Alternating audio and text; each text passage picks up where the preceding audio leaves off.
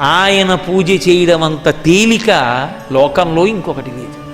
ఎందుచేత అంటే నాకు ఇది కావాలి అని కూడా ఏదీ అడగనటువంటి వాడు. కాసిని నీళ్లు పోస్తే చాలు పరవశించిపోతాయి.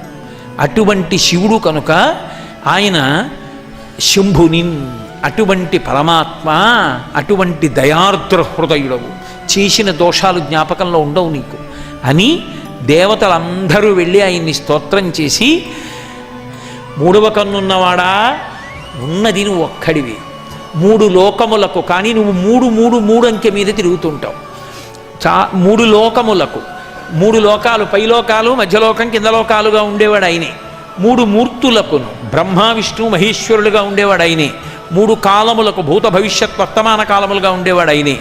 కాబట్టి మూడుగా కనపడి మూడు కాదు ఒక్కటిగా ఆఖరికి జ్ఞానంలో తెలియబడేవాడివి నువ్వే.